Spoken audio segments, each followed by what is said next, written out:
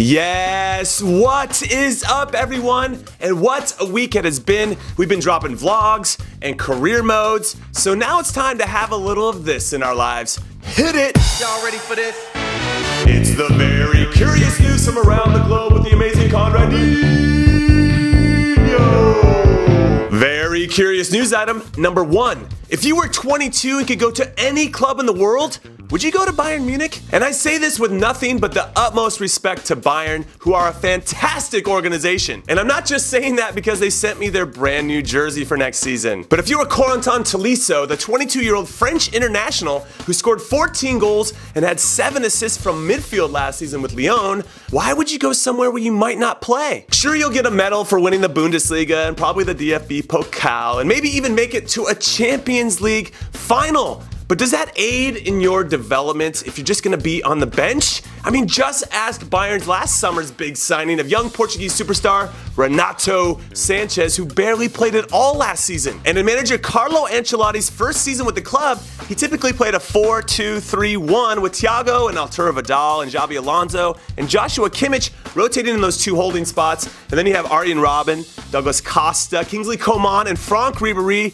rotating in those wide spots. And then you have vice captain Thomas Müller normally playing underneath Robert Lewandowski up top. So where is Tolisso going to fit in, especially after Bayern has already added this summer 27-year-old midfielder Sebastian Rudi from Hoffenheim and 21-year-old midfielder Serge Gnabry from Werder Bremen. I mean, where's he gonna fit? I mean, these are all great moves for Bayern as they transition from some of their older players who either retired or getting close to retirement to younger ones. But what does it mean for this individual player? That's what I want to know. Now, in many ways, I respect him for believing in himself enough that he could go to one of the top clubs in Europe and earn his way into the first team.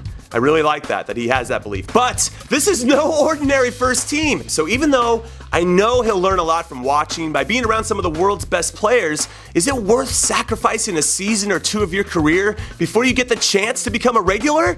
I don't know, and I should add that there's no guarantee of becoming a regular either, since Bayern have the cash to buy whomever they want from wherever they want if they can sense you're not going to work out. On the flip side, if you feel like you hit your ceiling with your current club and needed a new challenge, I can understand wanting to go somewhere else where you're going to be pushed, where things aren't going to be easy, which will, in theory, make you even better for your national team, because if you can start for one of the best clubs in Europe, then you're definitely going to have an automatic spot with your national team, or at least you should. But you have to play in games, not just training. So in summation, I was surprised to see him ending up at Bayern, but it's a bold move, and I love bold moves, and I hope it works out for him. Also, what would you guys have done if you were him?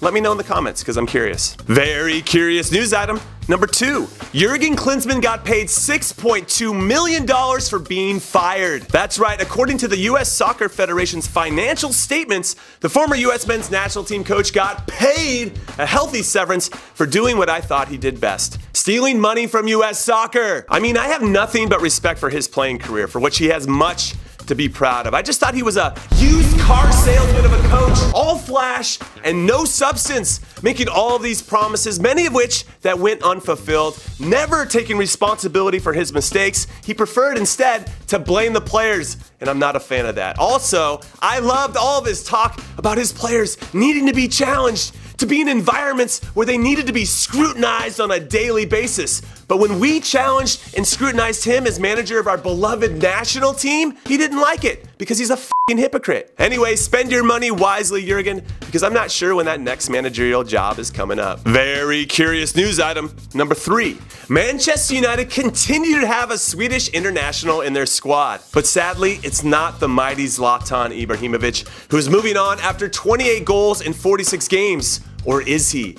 I might have heard otherwise. But more on that later, because we need to focus on their new signing, the 22-year-old center back, Victor Lindelof, who has spent the last 6 years plying his trade and winning trophies in Portugal with Benfica, even though he's only been a regular in the first team for the last 18 months. Now, personally, I believe he's got a great mix of positioning and anticipation, as well as being physical enough to defend on crosses and in 1v1 situations, unless there's a caveat here for him. It's a quick, smaller striker like a Sergio Aguero. I think he could have a little trouble with them. But because of his high IQ for the game, I think he's going to be able to adapt quickly, and I think he'll be a good partner for Eric Bailly, who I think will be the other starting center back, barring any injuries. He does like to get injured. Also, as Lindelof mentioned in his press conference, I agree with him that it's going to be incredibly important for him to have a full preseason with the team so they can build trust and rapport as a group, especially the players that are right ahead of him on the field, who have to trust the commands that he's giving to them